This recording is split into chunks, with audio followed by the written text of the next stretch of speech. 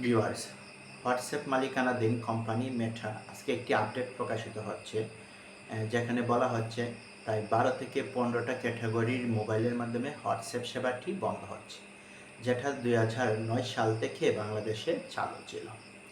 এর মধ্যে 5 ও এর আগের সংস্করণ যেগুলো আছে সেগুলো বন্ধ হয়ে যাবে এবং iOS 15 এর নিচের ভার্সনের মধ্যে যেগুলো মোবাইল আছে সেগুলো বন্ধ হয়ে যাবে।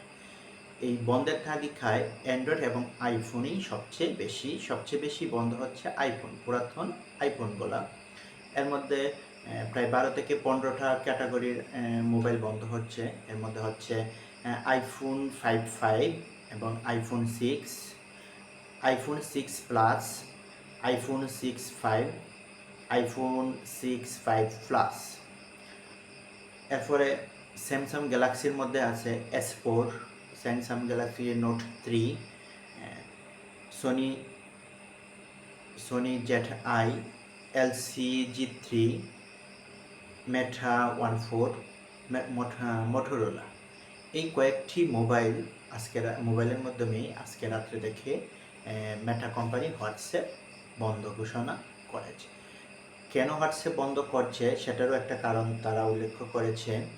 তবে বন্ধ হওয়ার আগে আরেকটু তারা সুযোগ দিতে চাচ্ছে, যেখানে বলা হচ্ছে এই ফোনগুলোর মধ্যে যদি সেটিং অপশনের মধ্যে যদি হোয়াটসঅ্যাপের সেটিং অপশনে যদি কোনো আপডেট ভার্সন লেখা থাকে, তাহলে সেখান থেকে তারা আপডেট করে নিতে পারবে, তাহলে সেটা রানিং থাকবে, চলতে থাকবে।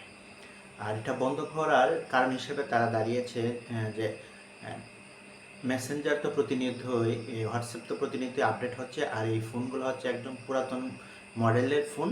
এই জন্য তথ্য যাতে কেউ চুরি করতে না পারে, তথ্যটা যেন বাহিরে চলে না যায়, এই জন্য এই পুরাতন মোবাইলগুলোর মাধ্যমে হোয়াটসঅ্যাপ সেবাটা বন্ধ করে দিচ্ছে।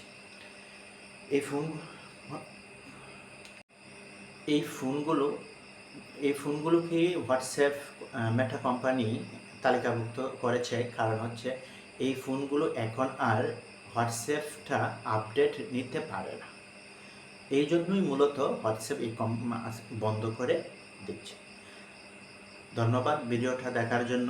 যদি ভিডিওটা ভালো লাগে, তথ্যবহুল মনে হয়, পরবর্তী এরকম আপডেট ভিডিও পেতে চ্যানেলটা সাবস্ক্রাইব করবেন।